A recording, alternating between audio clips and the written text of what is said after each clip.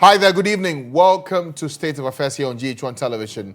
I am Francis Abban. It's another Monday evening, and of course, if the matters are important, you will trust and believe that we will bring all the analysis to you tonight. Tonight, our focus is on the governance of our country, Ghana. Yes, the wheels, the decisions, the actions and inactions, and where it's brought us and where it's taking us going forward. A potpourri of issues to go through. The elections, the registration process that's ongoing and how things are panning out. To the president and how he's running the country, the process towards succession. There are issues to do with corporate governance as well that has come up, which have got everything to do with our governance system in Ghana. We will discuss that this evening as part of our conversations. And then the matter of state property and sales and all the questions that are emanating as a result of it. All ends up will be discussed tonight here on the show. My guest who's joined us for an all open, frank, honest conversations. You don't want to miss it. Promises to be exciting and explosive, that's for sure. But my guest is Professor Baffour Agyeman-Duah. He's a former UN advisor on governance. He's our very special guest tonight for this important conversation here on State of Affairs. The show is brought to you with the kindness of sponsors of MTN. MTN is everywhere you go. And MTN says to remind you that they've got that special app made just for you. It's called MTN Momo.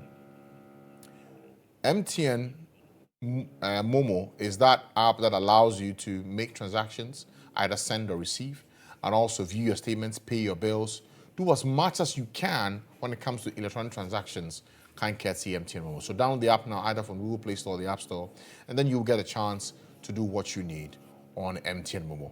MTN is everywhere you go. Okay, so before we even begin to unpack the issues tonight for discussion, the latest matter that's come up today, that's got everybody talking, is on the petition that's been sent by the North Tongue MP, Samuel Okudzeto-Ablakwa, to Shraj, asking that the process by which SSNIT is giving off more than 2/3 of its investment in the hotels that under its portfolio are questionable and should be investigated. Well, today, the Trade Union Congress has also had occasion to raise concerns about the process towards the sale of these hotels. Let's hear what they've had to say about this. The workers' representatives informed the leadership that they had collectively raised objections to the process and had advised that the process be halted. We in organized labor find it extremely difficult to understand why, first, SSNIT's interest in 6 hotels will be packaged and sold as if all the hotels are in the same financial situation.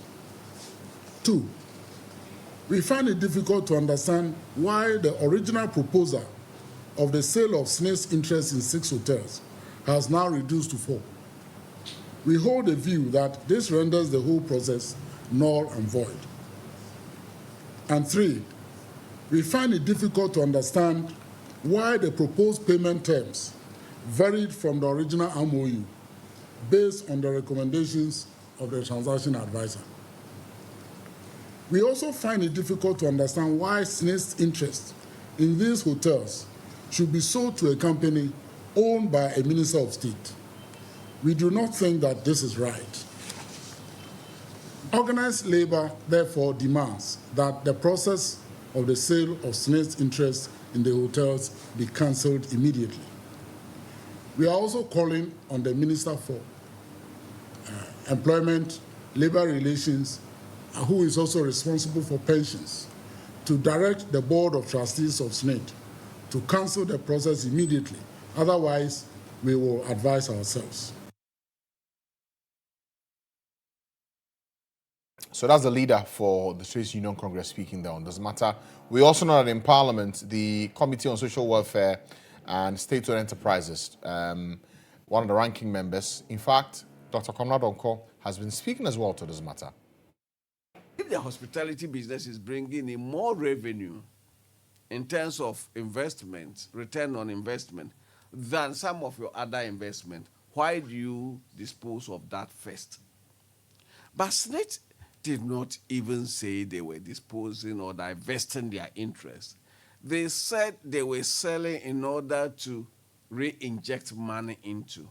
SSNIT is not the sole shareholder. You have 60% shares.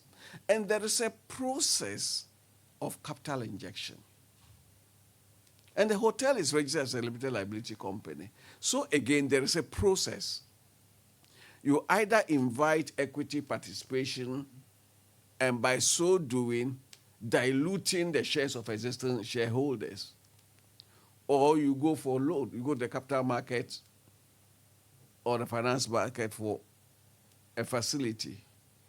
But once you are selling your 60%, how then do you inject that back into the hotel? It's a contradiction. So that's Dr. Comrade Onko. I guess I can begin our conversations this evening with my guest on that matter, which is the most burning matter at the minute. Prof, once again, thank you for joining us. My pleasure. Thanks for having me. We have a situation where the Social Security and National Insurance Trust has, in the last 5 years, looked to give off 60% of its shareholding in 6 hotels and its portfolio for investments by interested parties or those with the competence to be able to do it. It turns out that the one who SNIT says has the best deal on offer is Rock City Hotel, owned by their Greek minister, Dr. Brian Echampo. At a glance, what do you make of this? Well, at a glance, Yes. the optics are awful.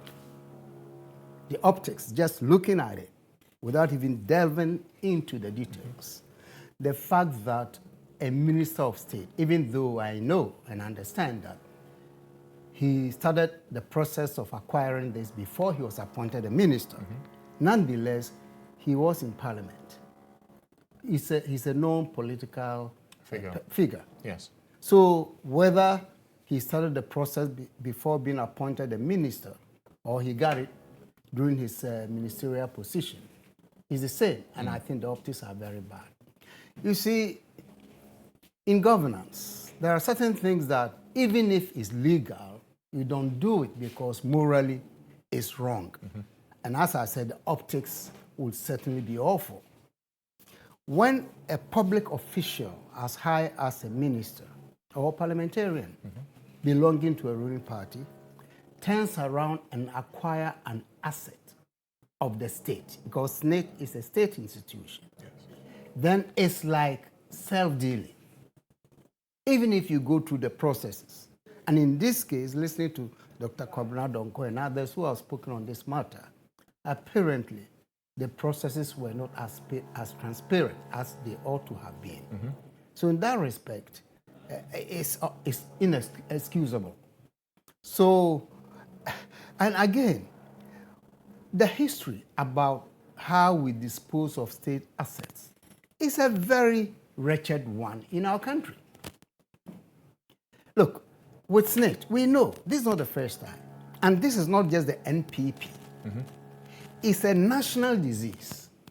Because years back, under Rawlings, under the rubric of State Divestiture Implementation Committee, certain state assets were given out to that party's own people. We know that. Cronies.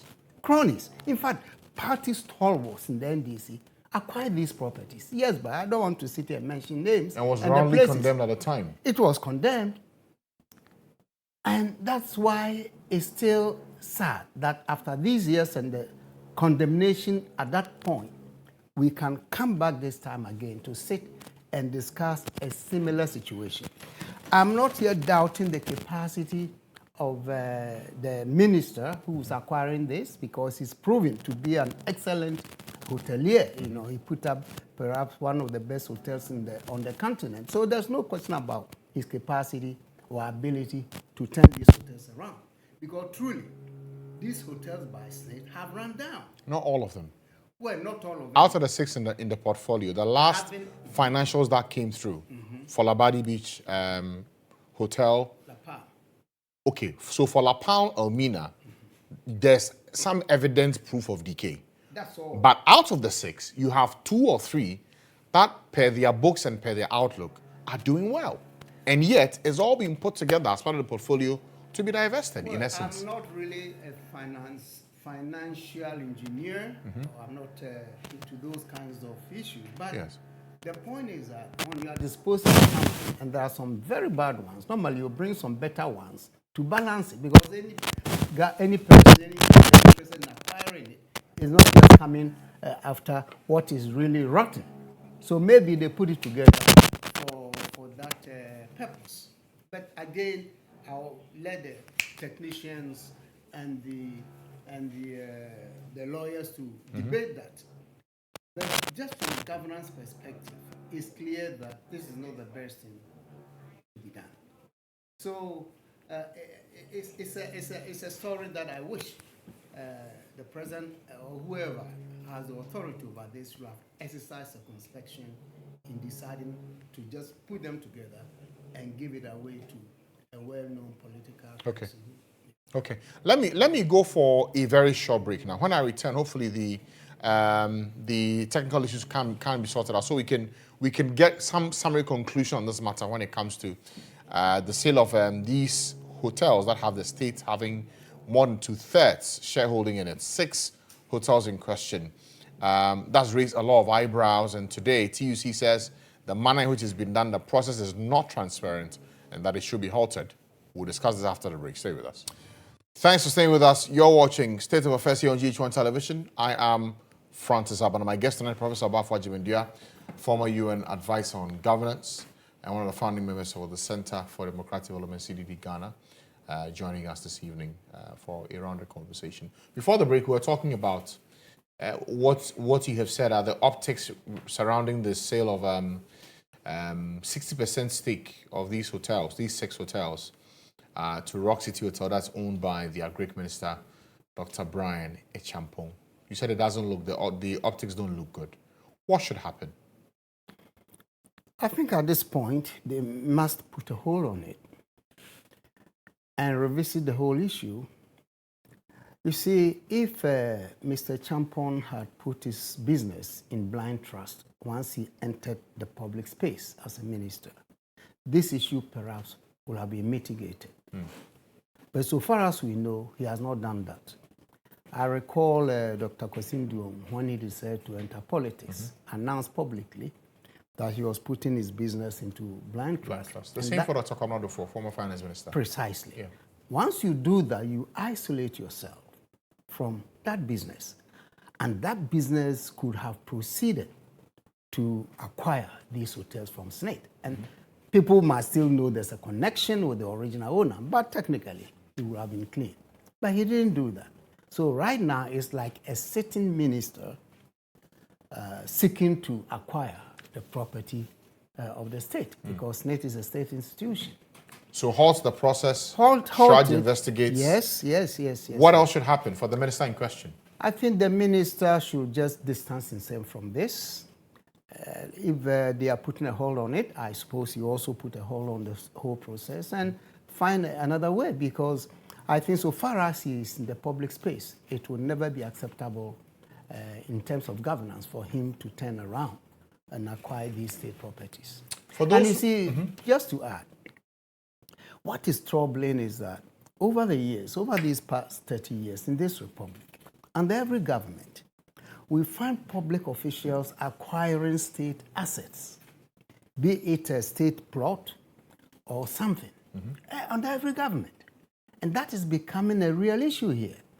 This, of course, is a gargantuan one, in terms of number of hotels, which is he has been able to acquire. But still, it reinforces this notion that public servants or top public officials, political actors get into politics to acquire wealth. Polypreneurs. And that is not the reputation that our politicians should develop for themselves. And I think if you're president, this is something you do not encourage. And I remember maybe 2015 or 16 during the campaign, our president, Nana Akufo-Addo, said publicly that if anyone wants to do business in his government, he should just find his way out, because his government will not condone these kinds of things. What has the evidence shown you in the last 7 years? I haven't seen any real evidence of that statement, you see.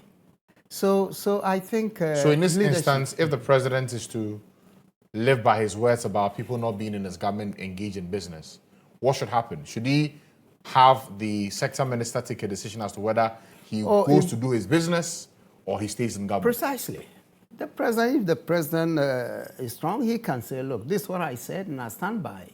So if you want to do business, please put down the ministerial appointment and go and do your business. Nothing wrong with that.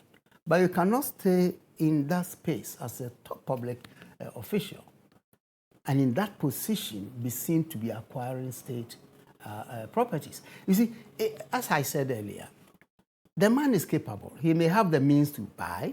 He has the capacity to manage because he's been successful with his Rock City. But that is not the issue. The issue is governance, good governance we're talking about. And good governance requires certain values that we must support. Because divorced from morality and ethics and integrity, leadership becomes nothing more than just managing people.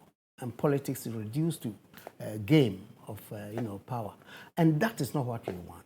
And I think we seem to be divorcing integrity and morality and ethics from our politics. And that is terrible. We don't know that. What is that making us, the absence of it? Well, that's what is breeding the perception of corruption. And in fact, corruption has been proven to be one of the setbacks for development in developing countries, as we have experienced. So the implication is massive, and I don't think the president should entertain this at all. You would expect him to ask Dr. Abban Agyeman-Duah to resign? Well, if you were in his shoes? If I were what? The president? Yes. To advise or if him? you were to advise the president now, what would you sure. say? I would certainly say, no, Mr. President, this should not stand. I would tell the president, please, this should not stand. If I advise him, that's exactly what I say. This should not stand. Because as I said earlier, the looks of it is terrible. And as a cabinet minister, you ask that the president sacks the cabinet minister, the agric minister? I will just Or ask tell the him to president resign. this act is not consistent with good governance. It defeats the values that we all should uphold as people wanting to build a country where there is decency in public life. It's as simple as that. Okay. Since you mentioned the matter of corruption and our fight against it as a country, last week, the occupant, the previous occupant of the office of the Special Prosecutor, Martin Amido, sent a petition. Well, the petition was sent late April, and then it was forwarded to the Chief Justice in the first week of May this year, ostensibly on 6 grounds, asking that they be grounds enough and a basis to have a current Special Prosecutor, Kesi Agyeman, removed from office. There's procurement breaches that he cites. He also cites issues to do with abusing judges via a press conference. Some of the reasons are adduced for why he thinks that this process should go on. Of course, the Special Prosecutor has the rights to respond to the matter before a determination is made by the Chief Justice as to whether prima facie there's a case to investigate in this matter or not. But for you, again, I ask the same question as with the first one. How are you looking at this situation unfold? First of all, I'm not surprised at all the backlash Mr. Martin Amido is getting from the public. I've read a few comments that are not charitable at all for him. Because, he held that position, and we know him to someone with some principles and very strong in his right hand and all. But if you look at Mr. Kesi Agyeman, clearly, he seems to be standing firm on certain principles in that office.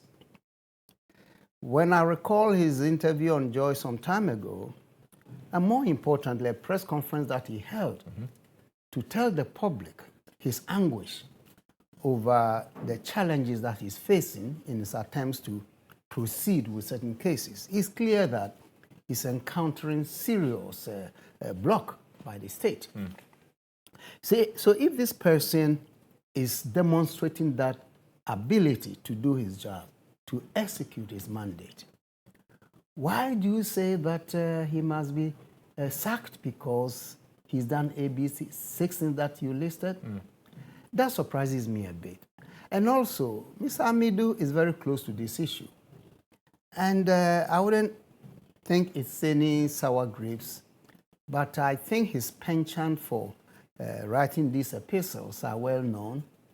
But to get to the president that Mr. President fire him because ABCD, following the same track as somebody followed to get rid of the previous electoral commission chairperson. That's Madam Charlotte. Yes. Again, that also raised some very interesting issues about this whole process of displacing top public officials. It's raising questions because if all it takes is for someone to write a petition to a president and the president simply becomes, to quote, a conveyor belt to just give it to the Chief Justice and for Chief Justice to empanel people to, that is so simple for such individuals at these high levels. So I think we have to look again at how we handle such cases. If in fact they are done wrong, I think the process should be better than what we have. Not one individual simply presenting petitions and president routinely forwarding it to the Chief Justice. You say you don't want to see it as sour grapes, but do you find anything wrong with the previous occupant raising a case to impeach the one who has succeeded him? No, if the cases are clear, why not? Okay. It doesn't matter who. Yeah, exactly. He can do it. But I'm saying that looking at the performance of the occupant of the office, I don't think it's the same as Martin. Maybe Martin tried, he couldn't overcome these challenges. Maybe he's also having difficulties, but at least he had the courage to hold the office and come out to share his anguish with the public. It's not like he's doing nothing.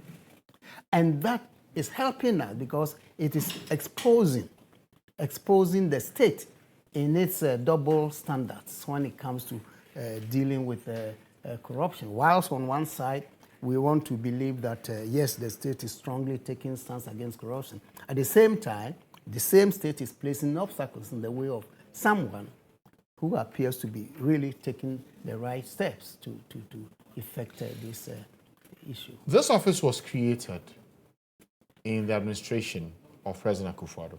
Yeah. You've been in this business of assessing and monitoring good governance and corporate governance around the world. Do you think this office is providing us value thus far in our fight against corruption?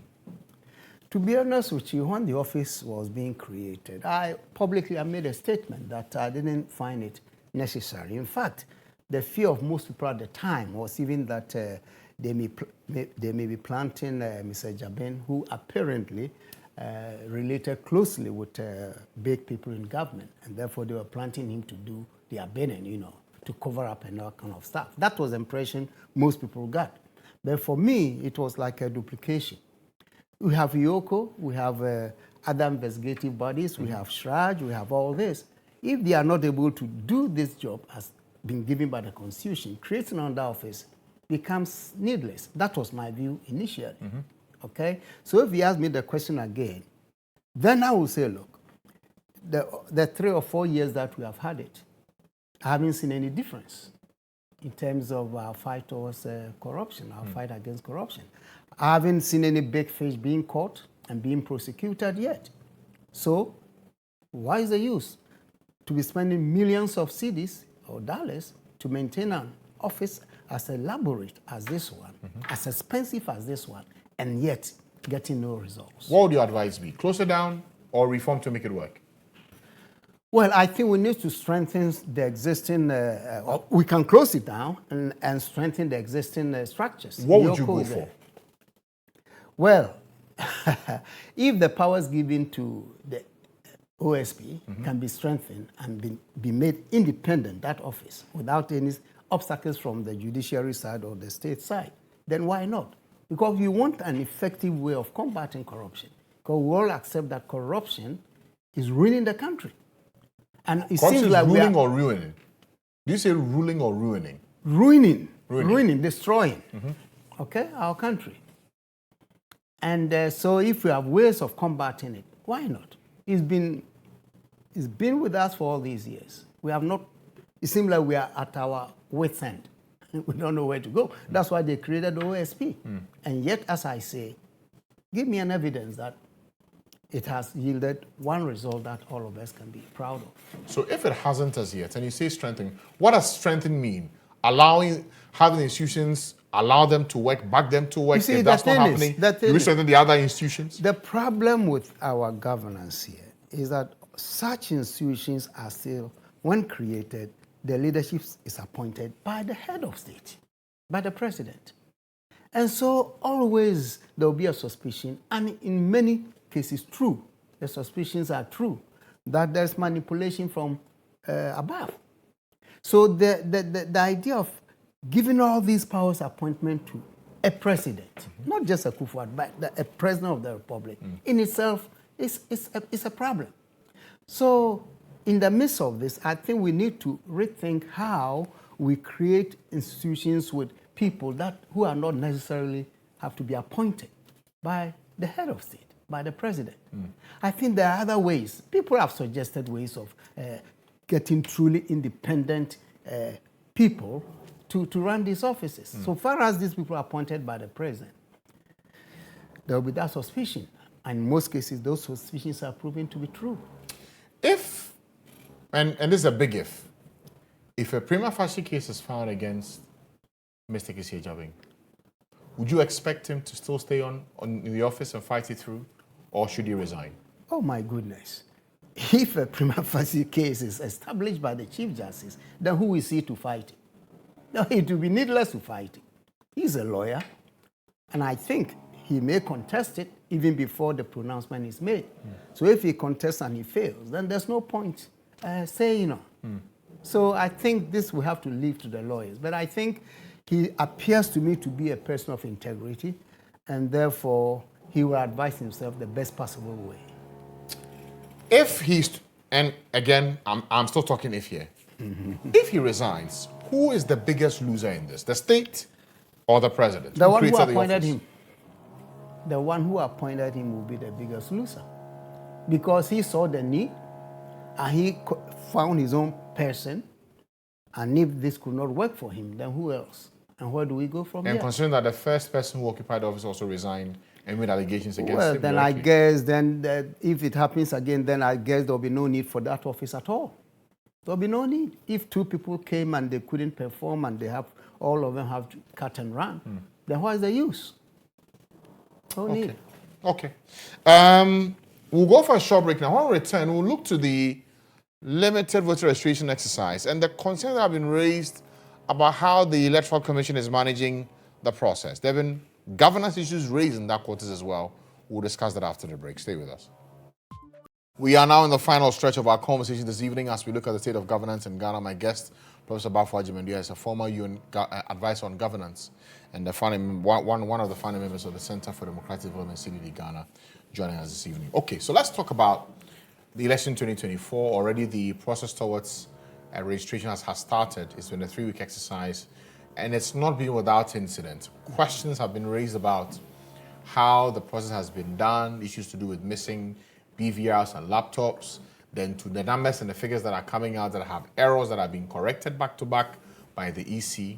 EC says that they've also come out, there have been allegations against them that there are plans afoot to rig the elections. He says they can never rig the elections. Where do you see the Electoral Commission, the role they play in such a crucial election, and how they are being perceived and seen heading into this election? Well, based on public sentiments, especially for those in the opposition, the EC has no credibility. That's what they say. Is that what you see? No, I don't see that. They say they can't trust the EC. I cannot say that. But you see, again, if you look at our history in this republic, every party in opposition is opposed to the incumbent EC. That is our history. So I'm not surprised that this opposition is taking the same stance. Nonetheless, I feel strongly that the EC, knowing that, should be the one to project transparency in its work to diffuse this perception. Do you see them do that? You see, a few days ago, one of the commissioners was on PM Express, your sister institution. I think he did an excellent job explaining matters. Whether people believe it or not, that's a different story. But from my perspective, it was an excellent way to open up with the public. So the EC is there to serve the public interest, not its own interest. Its independence doesn't mean that it should just act in a kind of a parochial way. So I think there must be an open line constantly between the AEC and the political parties. The IPAC plays that role. There was a time that we were having problems with the IPAC, but now we know that all the parties have agreed to come back. So the IPAC should be made effective and should be the forum for regular interaction between the parties and the EC. There are certain things that EC so far maybe has not been transparent about, which really don't make sense to me, because like procurement, there's nothing wrong telling the parties we need to go out and buy A, B, C, D. This is the process, and you go ahead. So that you don't give room for those who are opposing you to even have the opportunity to raise the issue, because you have discussed it with them. So when I talk about transparency, that's all I mean, that the EC should open its doors. I think they are doing that, but maybe not enough. And I think soon you may see the EC actively engaging. There should be constant engagement, because as you rightly said, the upcoming elections are very crucial. Incidentally, every election in our republic has been crucial. That's true. But this one seems more crucial because the one who's been there for 8 years is saying they want to break the 8. And those outside there, opposition also wants to make sure you do not break the 8. So it's going to be tougher this time. So, and also the one coming back has been in office before. That's Mr. John Mahama. So it's going to create its own dynamics. And that is why I think the EC should find a way to engage regularly with the opposition. Engagement and transparency, that's all it is. What about the errors too that are being occasioned by the numbers they're giving out? Well, you know, as for errors, mathematical errors, I think they may happen, but I know the EC itself may not be the one doing all these graphics. Why not? It's their website. Oh, I mean, yeah, their website. I'm talking about not the commissioner sitting down to do it. They have the staff or some contractors who are employer engaged to do this. Whatever, who does it, wherever, it's incumbent upon the EC after these things are done to sit and review and get some experts to review for you before you paste it out there. I think that's important, because these errors that may not be very significant in terms of the message they are carrying can be picked on by your detractors to exemplify the perception that you are not competent or you are just doing this as a way to manipulate the figures and all. All these charges are being thrown at the EC. So I think the EC has to be more meticulous in the way its information and its figures are shared with the public henceforth. What about the registration of minors? It's been a problem that's been with us for a long time. It's still a matter that is bedeviling us. You see, frankly, I'm bewildered by this this registration that we are having. Long ago, Dr. Aforijan suggested the idea of continuous registration. Yes.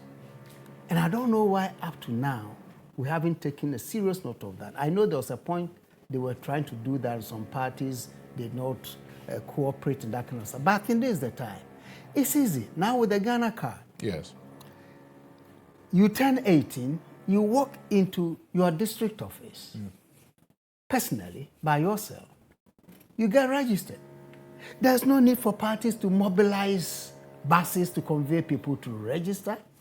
There'll be no need for people to queue up and some draw machetes over who is registering what. It should be reduced to that personal level. And I think at this point, we are in the position to do that. The Ghana card has really, I don't know the total registered people, but I think we've gone far.